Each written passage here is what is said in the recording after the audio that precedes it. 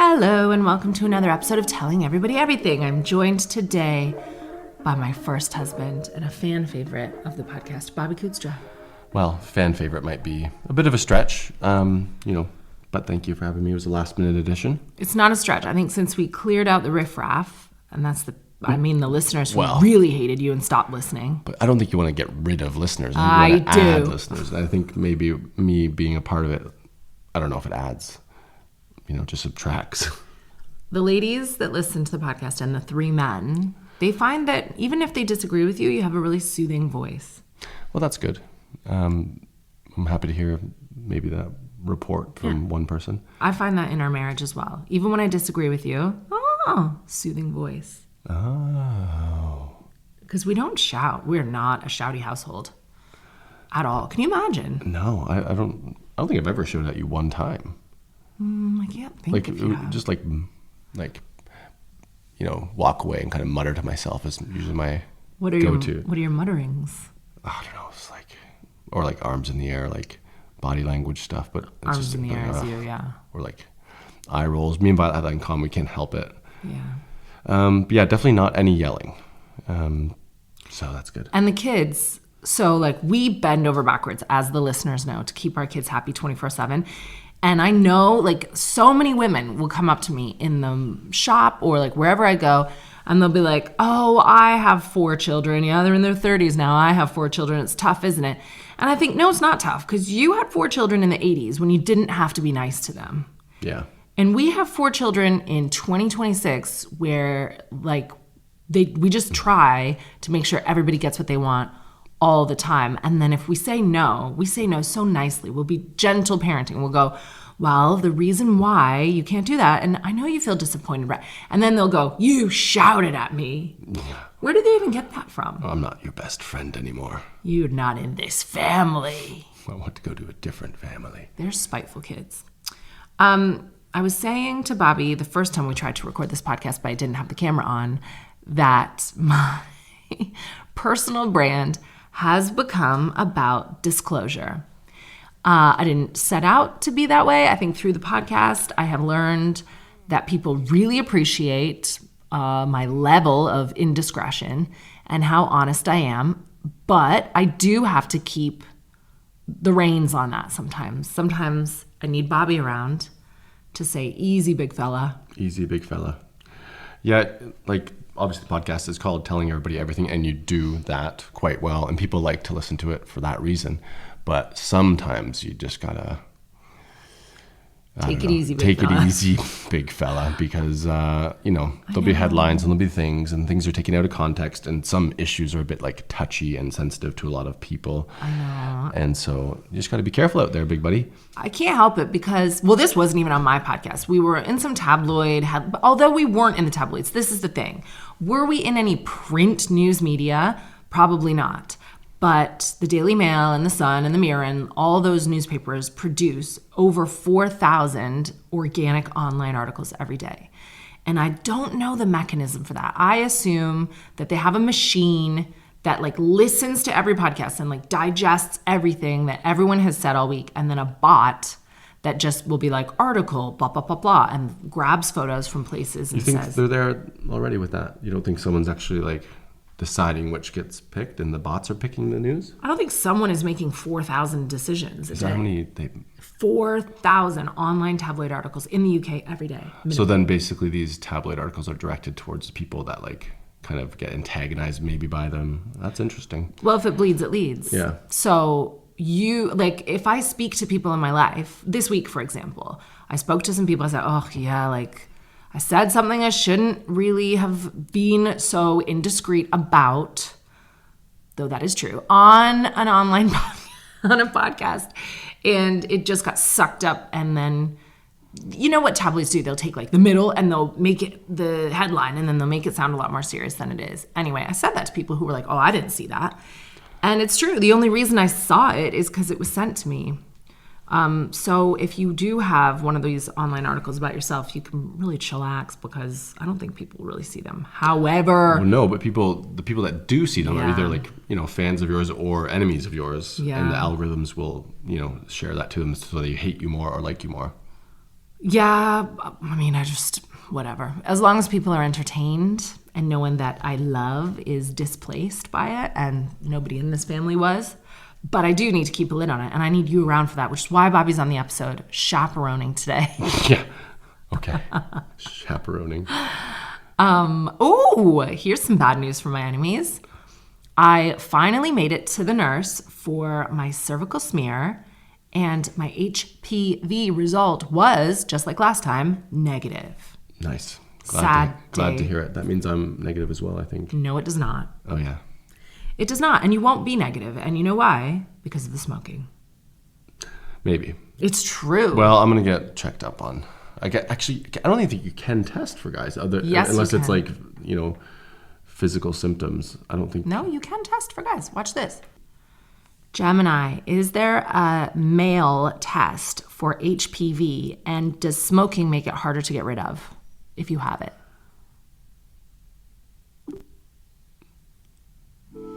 Currently, there isn't a routine, you. reliable male test for HPV.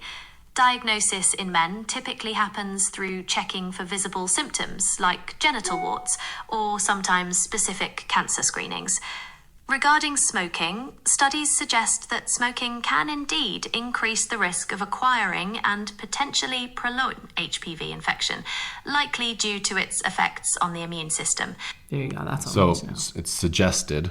And also I was right, because the only way to test is kind of physical symptoms. It's not so rude because women don't have physical symptoms, but they vaccinate us, and Yeah. now they vaccinate boys, I think maybe, but when I was in grade 7, when they rolled it out, they didn't. That's a very unfair disease for women compared to men. Well, remember to get your cervical smears because there are men out there trying to kill you. But we don't know it. HPV. Some of them know it, some of them don't even know it. They can Right. kill you 1,000 ways. Also, I've been negative just generally about men. I think this tabloid article kicked off other things, and I just got to lock it up in so many ways. But there is noise that is beginning now, and I think it's important to explain on the podcast here and today that this noise is never going to stop, and hopefully most of it's muffled by the sound system. But there are some mega renovations going on next door. Who's doing all of the bulldozing? Men. Yep, destroying. It's going to be a rough spell. Year. Cars dusted every single day.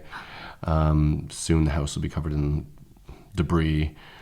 There's already been bits falling into our... it's just going to be rough. But hopefully, once the demoing's done, then that's when the jackhammering's finished, and then all the nail guns will start. So, it won't stop, but at least the dust will hopefully settle soon. Like literal dust. On the subject of disclosure, I'm really excited that the house next door is being renovated because ultimately I think that lifts the value of the houses in our neighborhood, and we're in quite a developing area anyway, so that is all fine as long as planning permissions are not breached, trees don't fall in our garden, and my privacy is not prejudiced by any new development. But I don't think that we were given the full picture, which is weird because why wouldn't you just tell us what's going on? So the new neighbors came around with flowers from the petrol station, and they said, oh, we're the new neighbors and we're going to do some refurbishments, or renovations was the word that they used. Renovations, because it's an old house. And we're like, yeah, nice to meet you, fine. And then the man was like, we're going to chop down some branches. What were the words he used? I don't even want to get into this again, but we're going to chop down some branches from trees, and we'll Right. be here for one day. And they were here for 3 weeks, chopping down every single tree they could, and the ones they couldn't that were protected, they still pushed for. Anyways, It's fine. It was just a lead on, or whatever you would call it, breadcrumbing. It was misleading. A little bit kind of slimy or greasy, we'd say. I wouldn't use the words like that. Well, they weren't upfront or honest. That's and it. They used you're like, all right, and then the next day is like, oh, we're taking down these trees. I'm like, I thought we agreed, because I went over. I'm like, can we keep these ones up, please? And he's like, yeah. And then a week later, they're getting chopped down in front of my face. So it was just which is all fine now, and just a bad start to relationship. I wish everyone the best. I want everyone to live their best life and be in their dream home. But then why wouldn't you knock on the door and go, we're going to demo the house. Because they're knocking it the entire fuck down. I think it's a shadow family that was like living there and like that moved in just as like a placeholder. I don't think it's actually them that's doing the work. I think there's someone behind the scenes that's like put them in there, and then right away it's getting destroyed. So no one's obviously living there now. And then once it's done, that family we will never see again. Well, Bobby with his usual conspiracy theories. Well, it's not a conspiracy. It's just kind of it is a conspiracy. Some type of critical thinking. Like didn't make sense. The world owes you and all the Pizzagate people a big apology now. Yes. Yes, thank you. Because everything is kind of coming to light slowly. And people think I'm crazy, but I've been saying this stuff for a long time. And so the conspiracy theorists right now are kind of feeling pretty good about themselves. Well, I think that, we need to turn to you for guidance. Like, what else can you tell us? Well, the Pizzagate thing, I mean, I'm not fully on board, but like what the Pizzagate thing did at the time was like highlight some of the creepiness in the emails and like pictures of like children, and just highlighted that these people in power are doing some really strange things. How did the conspiracy theorists know? Well, that was a WikiLeaks, whatever you want to call it, How did something get on WikiLeaks? They found a bunch of emails from like John Podesta, just like kind of Hillary Clinton's friends. Who found those emails? The WikiLeaks guy. Who's they that? were like hacked. Julian Assange. Oh, I see. Oh! Yeah. So that was like the emails were leaked and everything was kind of weird. People thought there was some coded language and there were some strange pictures in these people's houses of like really strange, like children being kind of like tied up and like torture type stuff. We'll stop right there. But that was the Pizzagate start. And then there was a ping pong joint that like kind of was hosting all these parties. And that was the Pizzagate thing for a while. And then it kind of settled. But now more emails have been released and there's like just all this. It's much worse than what we didn't believe from the original conspiracy theorists. So like, what the fuck? And I'm going to need actual trauma therapy. Like, nothing has directly happened to me. This is why nothing will come of any of these revelations it's because the normal people do not have the nervous system to handle the content of these files.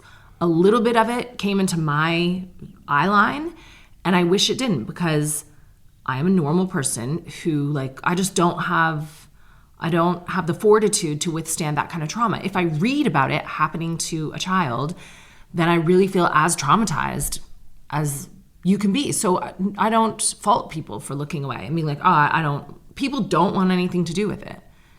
And they're right not to have anything to do with it. Because if you truly engaged with it, you would never go to work again. You'd never sleep again. You couldn't look after your own children.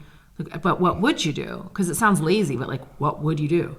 Have a march? Okay.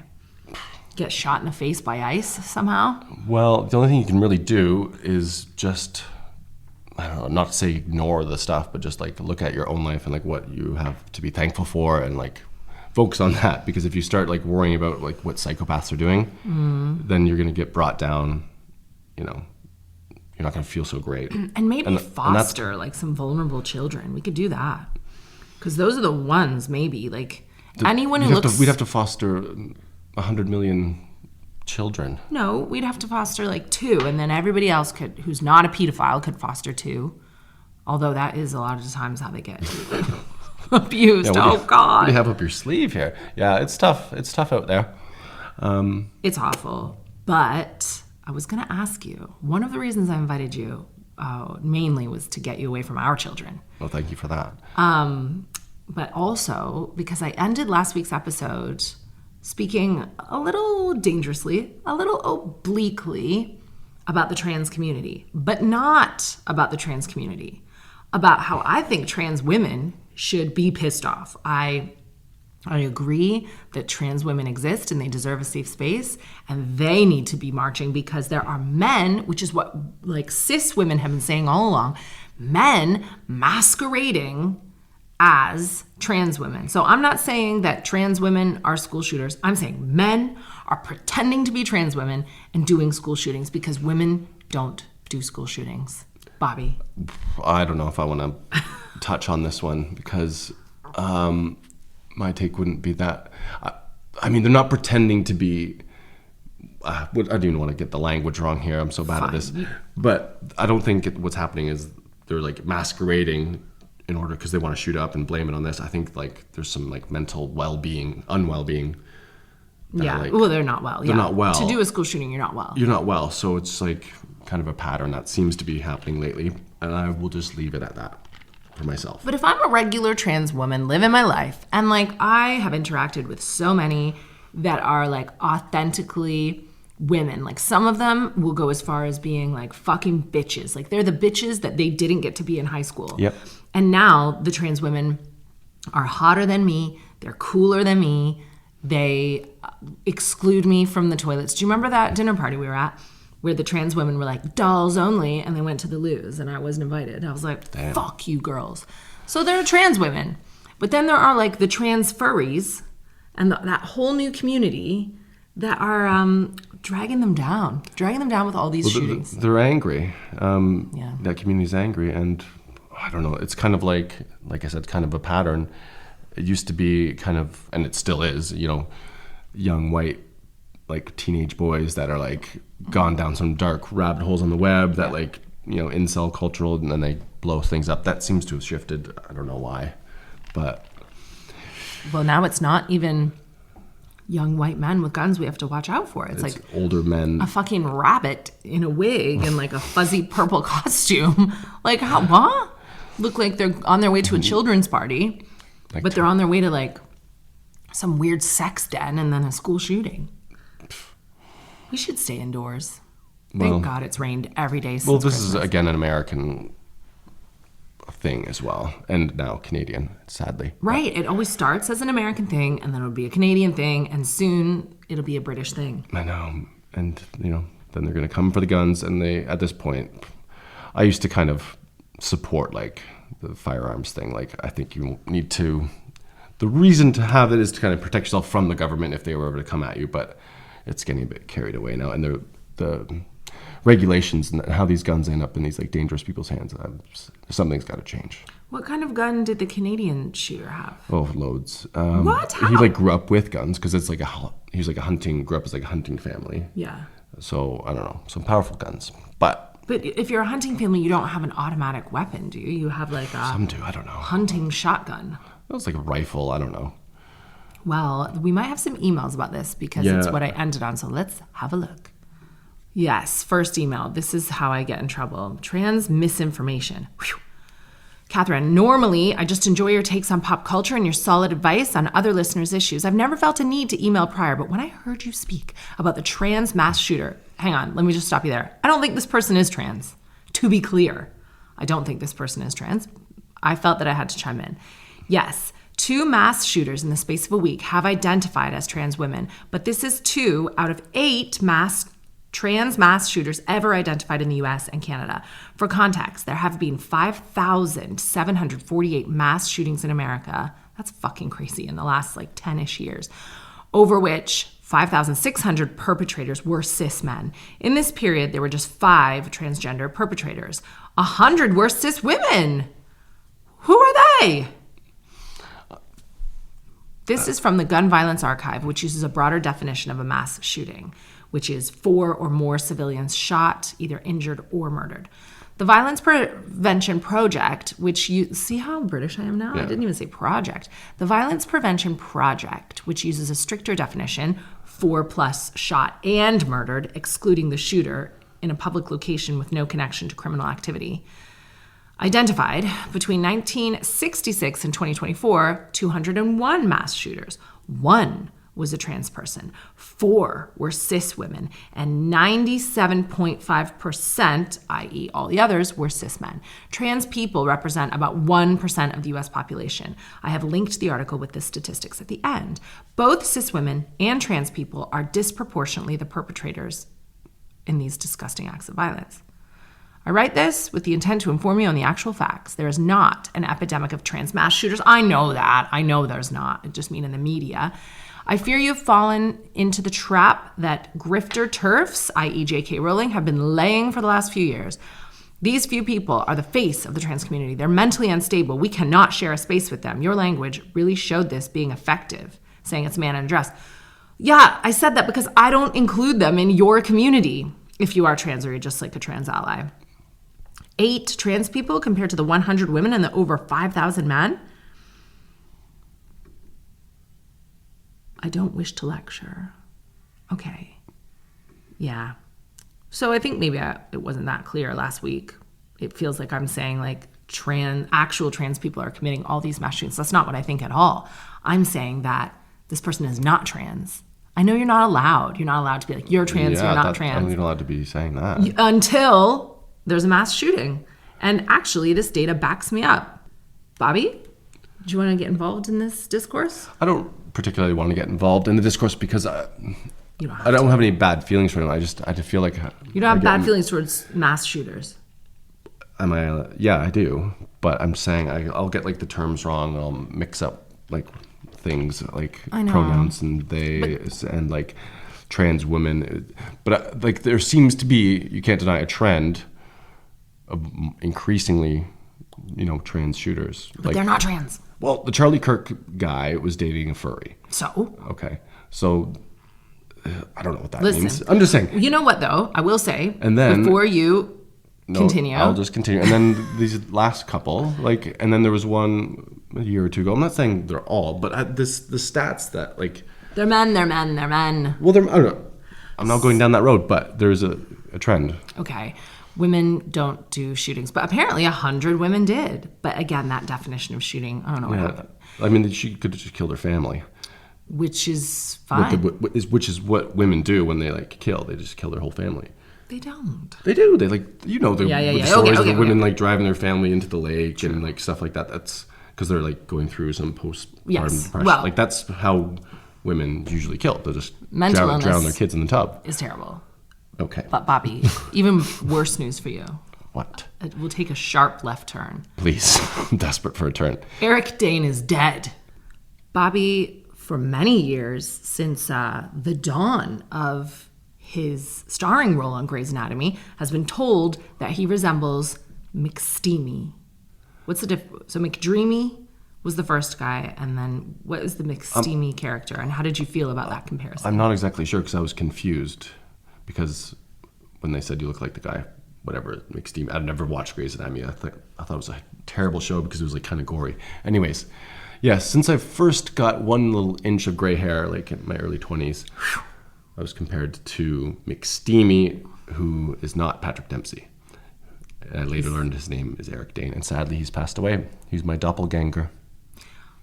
Tell me more about the gray hair in your 20s, because when you and I reconnected, age 35, I saw that gray hair for the first time. I don't think it was super, I don't know. I don't remember noticing it on your socials, but I noticed it immediately in the room, and I thought it was so sexy. Well, it started when I was 19. I had like one small patch. 19? I had like one patch on the front, and then slowly got grayer. And then once children came, it's been, an assault, we'll say, on the rest becoming gray. So now I'm just holding on for dear life for a little bit of not gray. But that's where I'm headed. What do you think it's Hopefully from? not dead like Eric Dane, but like, I don't know. I thought gray hair was from testosterone.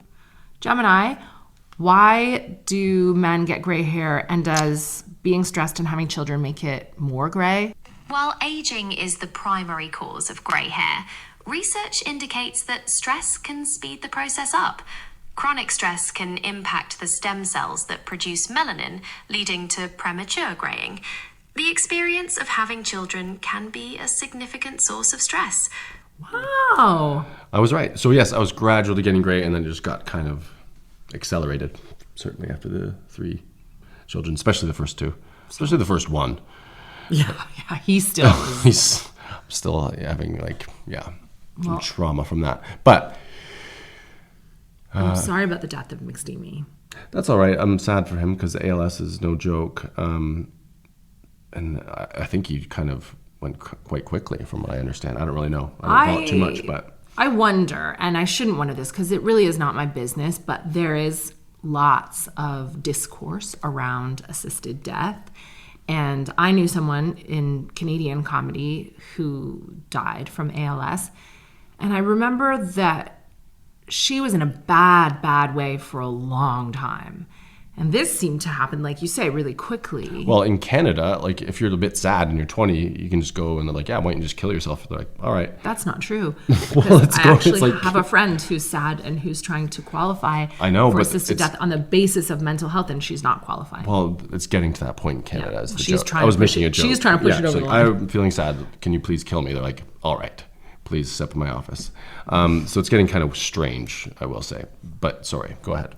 You think Eric Dane had assisted suicide? I don't like let myself go as far as to like meddle in what his final days were, but I saw a really touching video where he was speaking to his daughters like in his final days, and he seemed it was a really emotional video. And I know that ALS is degenerative.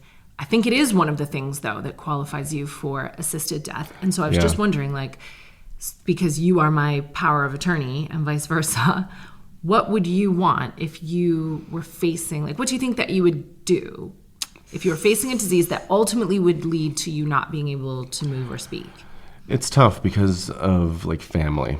If it wasn't for family, I'd be like, I'm out of here. But like, I think your kids and hopefully your partner, we'll see, kind of want you around, even, you know, if you're in a bad state. So I don't know. I think I would hang on for as long as I could. Do you? Like to an extent. I didn't think you'd say that because you're so active. Yeah, well, that's why ALS is kind of a really challenging one, because you're like, yeah. Like you're mentally switched on. Yeah, you're switched on, but you're like just degenerating. But then, didn't Stephen Hawking have ALS? I'm not sure what he had. And he was I think he had a few things. Well, he pieced out just before. But he lasted a long time, you know? He did. So like, and then there's expenses and stuff as well. Like you want to like give that to your family. So you don't want to like hog all the resources when you're just kind of hanging on by a thread either. Like, you know. I don't know. Whatever happened is really sad. And now the only McSteamy left is you. For now, yeah. But there'll be another one. Welcome back from the ad break, Bobby. Would you like to go into Andrew Johnston's document for the week? Yeah, I'd love to. Do you want to be on top? 5 words to trigger any millennial woman who survived the noughties. This past week, we smized through our tears revisiting the phenomenon that was America's Next Top Model and its corresponding global franchise in a 3-part Netflix docuseries offering a searing look behind the scenes. First-hand accounts by former talent and Tyra Banks giving a masterclass in avoidant tendencies while wearing a trench coat? Fierce. So, Bobby, this is very relevant because I forced you to watch this. What did you think? Well, you fell asleep. So normally I just go right to bed. But I watched another 10 minutes. So it was interesting for sure. Yeah, it's a real flashback in time. Like that show was big. I never really watched much of it. But well, that era of television, like the Puff Daddy, like what was it, Making the Band and like this stuff, it was actually crazy, all of it. So it is funny to see it kind of clips from it again. You're like, oh wow, that was pretty rough. Well, you've given a really nuanced consideration for the timeline and cultural climate that Top Model was a mirror for, but people on the internet have absolutely lost their shit, treating this show like it was produced and airing in 2000 and right now, and calling for the summary execution of all those involved. And I think that bit is more interesting for me than the actual show, because I will say, Holland, well, the kids have been up thousands of times in the night. Fred's been sick again. But Holland pretty much starts her day at 5. So that means I get at least an hour and a half sometimes by myself. And instead of throwing on Miss Rachel, who I love, I put this on. You've been watching it without me? No, I watched Beverly Hills Housewives without you. And then I watched a bit of this without you. But I'm glad that the Gordon Ramsay documentary, which thus far is also boring, is out. Yeah, it's terrible. Not terrible. It's not like that good. I see why it's number 1 because it's Gordon Ramsay. The Brits love it, but like it's really not that. Like, seems like kind of like a commercial for his restaurant. Yeah, but it could get better. You know, yeah, not a fan so far. But Top Model, I just found it like a little bit triggering, a bit upsetting. Like it took me back to that time, but I think it was an important reminder that culture does move on so quickly. And this is why these kids are watching it now. And they're like, oh my God, it's like, yeah, how quickly you forget that that's just the way things work. They were pulling out one girl's teeth to get a look. For those of you who don't have 3 hours unbelievable. to burn and redevelop your eating disorder from the naughties, here are some of the sweet and lowlights from the doc. Number 1, an ongoing flashpoint for controversy were the makeovers, and in particular, the downright mental dental work that Bobby just described was endured by Cycle 6 winner and respective runner-up Danielle and Joni. While Joni had an iceberg-sized snaggletooth yanked, which I didn't like too, because now, well, she said she'll have problems with her bite forever, but even as a mother bringing teenagers in for orthodontics, you always want to tell them like wide and wide and wide and like give them the biggest, widest jaw you can. And had she not been on a modeling reality show, there would have been A way to correct it? retainers, braces. You have to pull all Instead her of teeth just yanking out. it? Exactly. Oh, speaking of snaggle teeth, Yeah, I had braces. no, Kirsten Dunst was at the BAFTAs last night. Yeah, I saw that. That's disappointing we didn't go this year. Bobby loves Kirsten Dunst. Yeah. And Avril Lavigne, and we have been now so close to meeting them both. It's not in the cards. I think what's happening is that like the gods want us to stay together. Yeah. So we're like swerving all your lovers. Well, I think that's the end of the line there. Those are the only two. Well, when And I will be honest, Avril Lavigne, like now, is not the same. I don't know what happened with her when she was like coming up. Like it was just like a phenomenon. Yeah. So that's kind of fizzled for her. But Kirsten Dunst, I've always liked as well. Me too. And when I say snaggletooth, I say it in a loving way. Yeah, like, she has unique teeth that are really beautiful. She's so beautiful. But it just reminded me of her. And Avril Lavigne, what is beautiful, but when she came out, you were a bit of a rebel. Well, no, she was it a was bit of just a like rebel. it was like the way that they like produce these music videos and they really get into your eyes. It's kind of like almost like a brainwashing technique that these like productions do, and they still do. And so that's what I was kind of trapped by the most. Mm-hmm. Like she was packaged as something and like filmed in a way that like obviously worked. She became huge. And you know what? She, especially that breakout song. And she didn't even write these songs, obviously, either. Like, Oh, didn't she? No. you know that? Someone else did, yeah. I forget because I saw her. The guy from Sum 41? No. She has a really eclectic taste in men. Like, I think you could get her. She was with Tyga for a while. She was with Brody Jenner for a while and married to the guy from Nickelback and then dated Derek Whibley from Sum 41 for a while. Nickelback. That's all off the top of my head. I think she's only been married the one time. But yeah, she's obviously very captivating to like a range of different men. But the Girlfriend song was especially hurtful to me because I did fancy myself to be like a priss, for lack of a better term.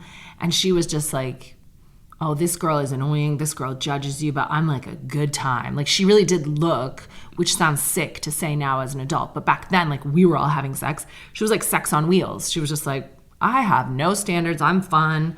I am like just a good time. Good time gal. That's not realistic for a committed romantic relationship. Can you imagine fighting with Avril Lavigne?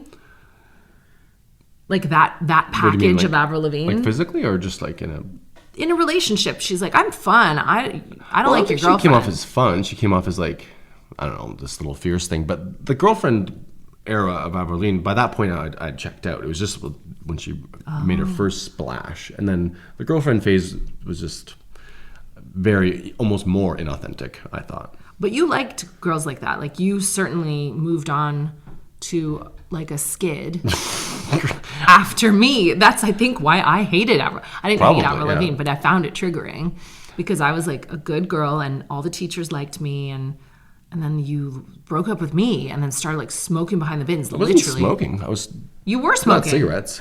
Okay, you're smoking drugs. Thank you. Smoking drugs. With this like it's fat legal skin. in Canada. Maybe not at the time, but it was not legal for a child to be breaking up with TV's Katherine Ryan and smoking drugs with a fat skid whose mom wasn't home. Okay, well, that was a quick thing before I moved on. If you think I can't take any topic and bring it back to the betrayal. Yeah, like how did we even start talking about Avril Lavigne anyways? We're talking about Kirsten Dunst, and then now you're back to high school somehow. It's like, what? We were talking about the BAFTAs, and now we're back to... We're America's Next Top Model, so I'm in the naughties.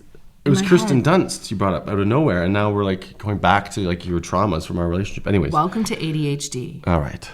Okay, so then Danielle called bullshit yet again later in the talk when speaking about the life she lived after winning Top Model.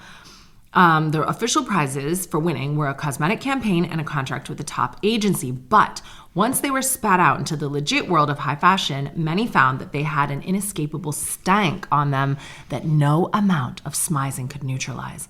What I was told was that no one wanted to book me for their shows. This is what I watched when you guys were asleep with the kids. Because I was viewed as like this reality show star, and designers didn't want me walking in the show to take attention off their collection and onto myself, said Danielle. Well, the tables have now turned. Being a social media star / reality star is everything. Okay. So, like, people are pissed off about it. Do you want to continue watching it or no? I would, yeah. Really? Like, bits and pieces at a time. We don't have a lot to watch. There's not a lot of, like, we tried Gordon Ramsay. Like, we have a tough crossover between things that we both like. Like, I like kind of like thrillers, like psychological things, and like sometimes a bit scary, sometimes a bit like, Manchester by the Sea type stuff even. No. Or like sports, whereas you like reality television, and that's kind of it. So if we find something kind of reality that I can get, dig into, then this is a show that we kind of both like. Or excuse me, I enjoyed Landman. Right. I enjoyed The Bear. I enjoyed Fargo. I enjoyed, what else have we seen? I do like things. You do, but but if it's too scary. If it's too scary or too sensitive, then you're kind of out. We have a tough relationship together with that. If you know what Bobby and I should watch, if you are in this type of marriage, please email telling everybody everything at gmail.com with your suggestions. Not David Lynch. You won't watch that. I will not watch David Lynch. Depending on how you see it, the biggest winner or loser to come out of this doc was Tyra Banks herself. The pro-Tyra faction argued that she looked fantastic, kept her cool, took accountability for some honest missteps. One word, Tiffany, but sleeps happily at night on a bed made of money, while the anti-Tyras think she's a malignant narcissist with sociopathic tendencies that deserved to be bullied by Naomi Campbell, with a roaring conversation online questioning if Tyra even qualifies as a supermodel. Absolutely she does. Well, would you like to play a game, Bobby, called Supermodel or Supermiddle? Sure. Here's a list of notable models, and we're going to weigh in as to whether they qualify as a supermodel or if they're just mid. So Andrew has added that his personal qualifier for a supermodel is if they appeal to both the male gaze and the male gaze. Got it. Okay. Before we start, who is your all-time favorite supermodel? All-time favorite supermodel. I've never really thought about that. Kirsten Dunst. Okay. Number 1, America's Next Top Model Mastermind, Tyra Banks. Supermodel or supermiddle? Supermodel. Yeah. Number 2, exotic futon-lipped nightmare, Janice Dickinson. Peak years, 1970s, 80s. See, I can't really make judgment here because I only saw her well after the 80s, probably. So I don't know. We were not alive, but Bobby, I can confirm she was the fucking supermodel. There you go. Iconic swinging 60s waif Twiggy. I think supermodel. Yeah. Czech pinup Polina Poriskova. No idea who that is. So do you? Yeah, I'll get some pics up for you. Oh, thank you. I'll ask a producer. Here's Polina. Oh, yeah. Oh, yeah, definitely supermodel. You can tell, especially that era. Yeah, supermodel for sure. And she's still working now and looks fucking incredible. Yeah, she's got the look, the model look. Canadian chameleon and cool sculpting survivor Linda Evangelista. Again, I do not know at all who that is. Yeah, you do. This is, okay. Again, current photos are coming up, but that's more... That? Mid for me. She's a big-time supermodel. I'm sure she is. I think she might have been the one who said she doesn't get out of bed for less than $10,000. Okay, there's one. Yeah, I mean... Maybe not. I don't know again, but... I don't understand off the hop, no. Supermodel. All-American Girl Next Door, Cindy Crawford. Oh, supermodel. That we grew up with that one being the number 1, actually. German bombshell, former Mrs. David Copperfield, and current English lady Claudia Schiffer. Supermodel as well. She was huge. The body turned ubiquitous American television personality and Halloween enthusiast Heidi Klum. Absolutely, yes. Austin Powers' muse Elizabeth Hurley. Did she do a lot of modeling? I thought she was kind of more I don't know. Well, she did cross over to become an actress, but she's absolutely a model, supermodel. So then, yes. Have you seen her lately? She looks great. Yeah, She looks- you showed me like last year with her like, I don't know, something. I've basically show you her Instagram as often as I can. Like that is something. Heroin chic poster girl Kate Moss. Oh, absolute supermodel. Full figured Sports Illustrated cover girl Kate Upton. Yes, but like I can see why people say she wouldn't be because of whatever era. But I think she's gorgeous, obviously. That's it. We also got into a different era Yeah, where like, there weren't supermodels anymore. They wouldn't sell magazines. Like the 90s were like, thin, tall, and then Kate Upton was a bit different. And anyways, that was kind of where it changed a little bit. Bronzed Brazilian ex-Brady Gisele Bündchen. Supermodel. Model Swiftie Carly Kloss. Don't know who that is. What? I'm going to show you. Model Swiftie. Like, what do you mean, like a Swiftie? She's good friends with Taylor Swift. Oh, I see. And they might have even kissed. What? Yeah, there's some lesbosexual rumors going on between these two. Really? Does Violet know? Yeah, Violet knows. I wouldn't call Carly Kloss a supermodel. That's the first one. She's got like a really unique face, though. So she's beautiful, but again, the era of the supermodel was dead by then. Queen of Curves, Ashley Graham. Again. Supermodel, okay. Actual top model cast-off turned vitiligo icon Winnie Harlow. Cast-off, then has to be mid. Oh, you know who Winnie Harlow is. Really? She might be Canadian. Actual top model cast-off. Where's she? Yeah, she is Canadian. That's Winnie Harlow. Oh, yeah. Oh, yeah. I've seen her then, yes. But again, like, too young. The age of the supermodel is dead. Kendall Jenner, I don't understand because I don't know what happened there. She's got so much, like, nepotism that, like, I can't take that serious. Mid for me. And that was Supermodel or Supermiddle. You need someone else for this segment than me, that's for sure. Bobby, the listeners are so lucky to have you here because you rarely chime in on the emails, and we've got a good one this week. Oh, really? Last week, I spoke a little bit about pregnancy deception, and when I asked my producer to identify what that was, it was mostly like when women fake a pregnancy, when women lie about being pregnant, and it didn't consider this like new, well, it's not a new phenomenon, but it's something that we're looking at with a legal lens now, where men... let's take your friend, Stefan Diggs, will be like, oh, yes.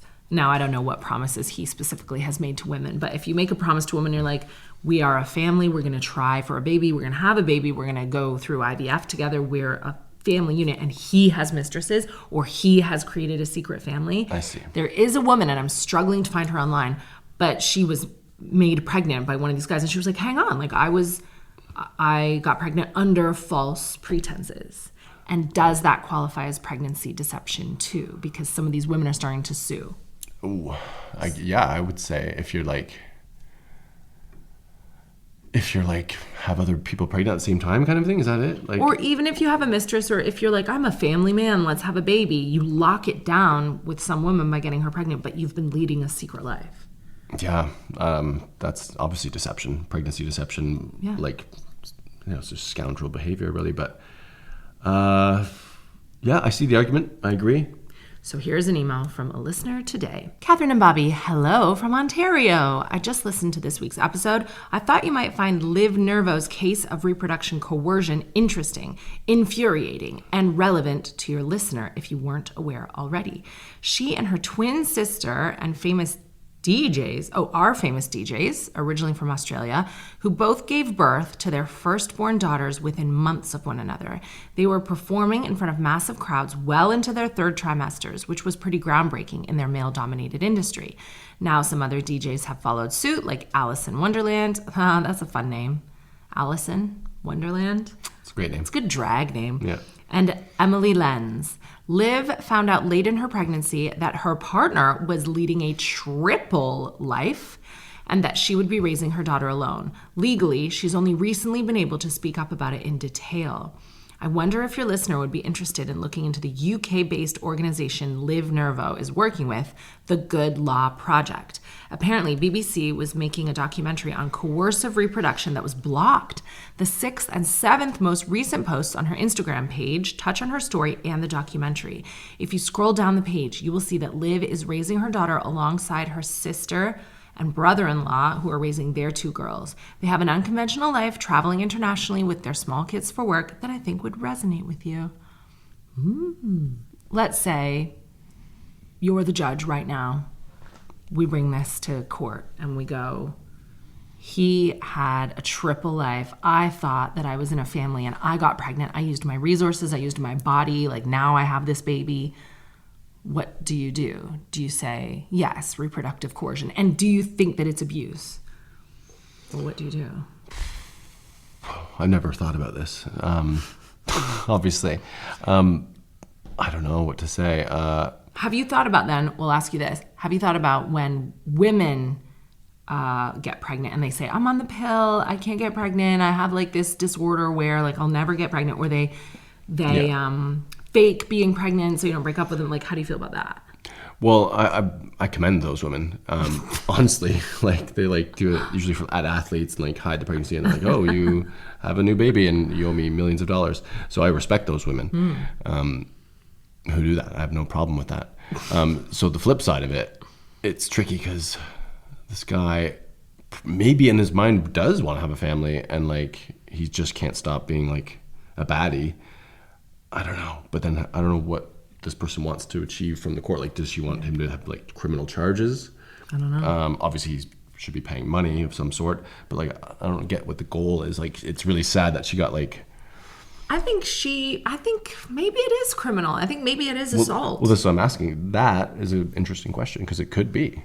We'll see. Yeah. Here's another question for you. Katherine, I value listening to you speak about the differences in opinion you and Bobby have on some really crucial topics, whether political, societal, etc., and that you still respect each other and each other's opinion. I strive to be more open like this. Well, let me tell you, I give you a bit of a cleaned up version of the podcast. My dilemma, I struggle with this with my current partner. You can say that we are a bit like you and Bobby, where I'm very liberal-minded and he's more central or right. We got into a heated debate the other day on the topic of sex work. Oh, that is a tricky one because misogyny creeps in so quickly, and obviously you're not a sex worker, but your boyfriend has to be careful because if he says something in that arena that feels like he hates women, all of a sudden you're a woman in that relationship, and what do you do next?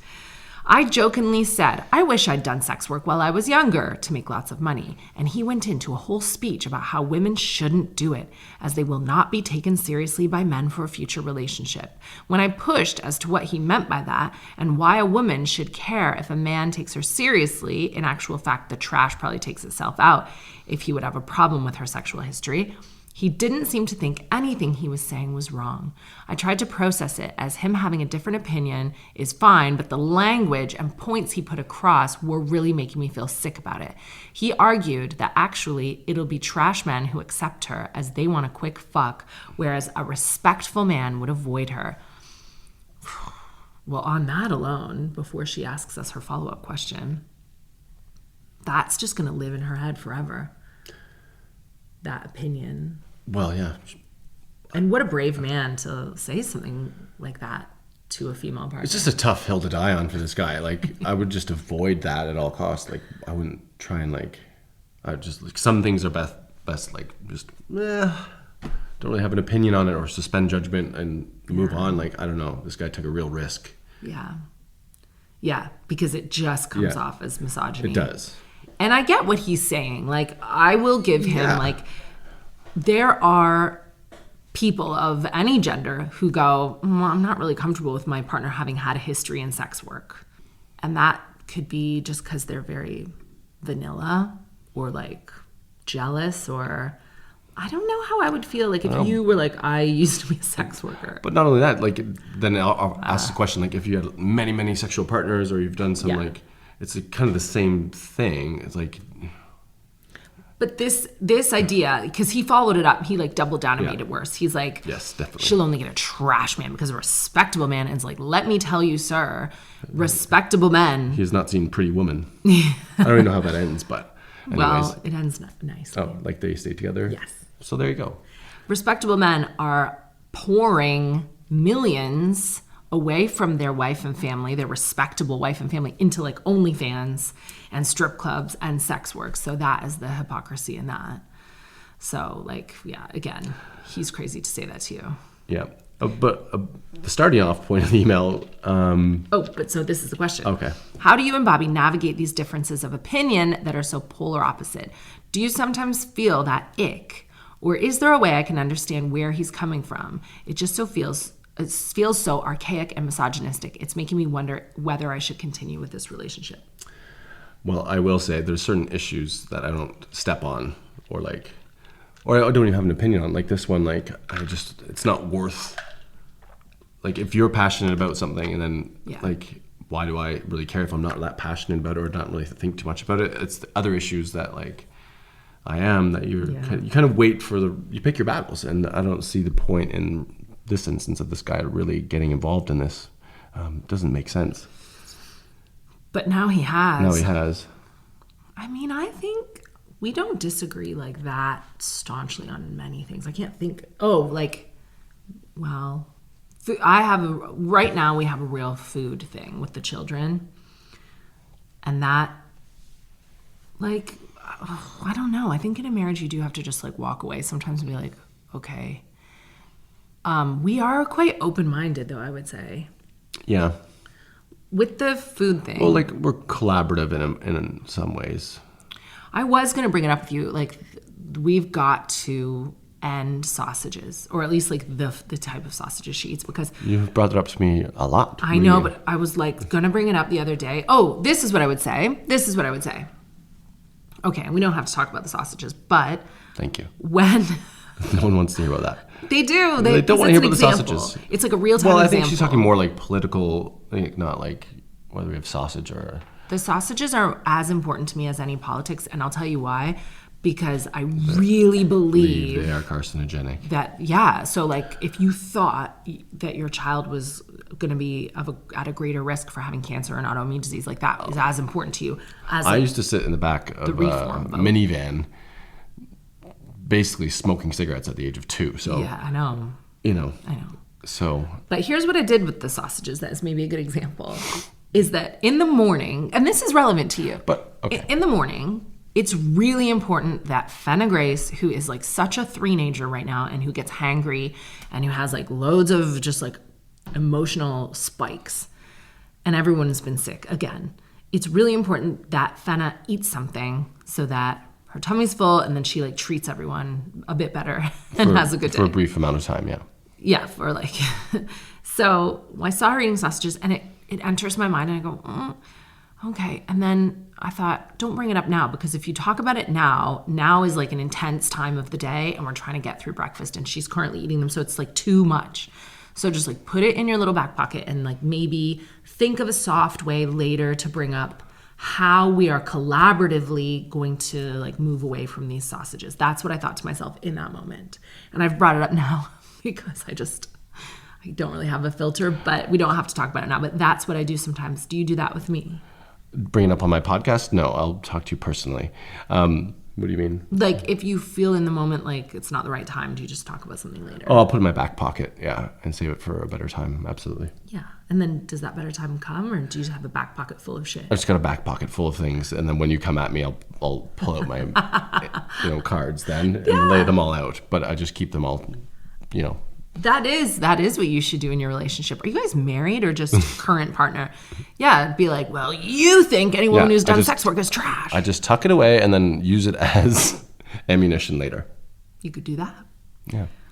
Overall, I don't think Bobby and I have like that many fundamental differences. But we did. We have like come together. Yeah, we've come together on like many issues, and it's kind of give and take. Some more so than others, but over time, you kind of start to understand your partner.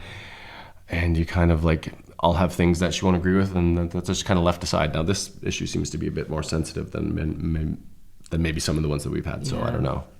Well, look, Although I will say, when I first came over, we had the epic Hillary Clinton fight, and you got very upset. I was drunk. You were drunk, but you got very upset, and I refused to like budge on it because I don't know. And it turns out Bobby was right about everything. Because there are actual demons running the world. A psychopath. Not like ha-ha demons, but like the actual devil demons are in charge. Bobby was right. I was right. So I owe you an apology. And that was like 2018, 2019. And it's all come to light. So again, You're welcome. But that was a rough night for both of us. That was like the first like fight that we had, and there was tears involved. So maybe sex workers are trash. Maybe. And we're going to find that out later too. I would just say, listen to your husband. Yeah. There you go. I will say this about relationships, something that I've learned recently. And then we can work through this on our offshoot marriage podcast. I do think, maybe it's because we're similar and different in like clashing ways sometimes. I absolutely do think that to have a relationship that is successful long-term, as long as we plan on living, that you do have to just always put the other person first. And you have to just like be of service as much as you can. And the reason that we get stuck in that is sometimes we go, yeah, but what if he doesn't put me first? I'm not gonna put him first if he doesn't put me first. I think that's what we do. But I think if you can find a way to be with someone you trust and lay all that down, just always put them first. That should work if you're with someone who does it back. And I'm gonna try to do more of that. Me too. Really? Yeah. Okay. All right. Do you know what I mean? Yes. Yeah. Yeah. All right. But this guy sounds like kind of an asshole. So good luck with that. Do you think that was helpful? I don't know. Hopefully. I think to end on this, give it a few days and revisit it. And remember, in an argument with your spouse or your partner, you're never supposed to say, you think this and you did that. You can't tell someone else how they feel. He might have like a different history. Like, do you have a previous relationship with, like, has he been burned? Like something maybe, I don't know. Just say to him, when you expressed that a woman who worked in the sex industry would only be valued by a trash man, that worried me because I felt like maybe you're like projecting and you don't value women who've been in the sex industry. And I think those women deserve love and respect, and it doesn't make them less than. And I worry that if I become your wife and if we have children, like you're going to project some of these values onto them. And obviously, like I did not go into sex work, so it's not an issue, but I always want to feel valued. She didn't consider it. She said like, haha, if I was younger, I would have done it. But I don't think that's considering it. You have to talk like that. You have to just talk about like how you feel and hopefully. And have a laugh about it all. Somehow. Yeah. Thank you for listening to another episode of Telling Everybody Everything. You can follow Bobby__K on his socials. Is that what it is? Yeah, but you can just search my name, I think is easier. Or you can follow me, Kathbomb. I don't have a single damn thing to promote. Soon, we're having a fun summer. And we're going on holiday in a week and a half. But someone's staying at the house, so don't try to rob it. Bye.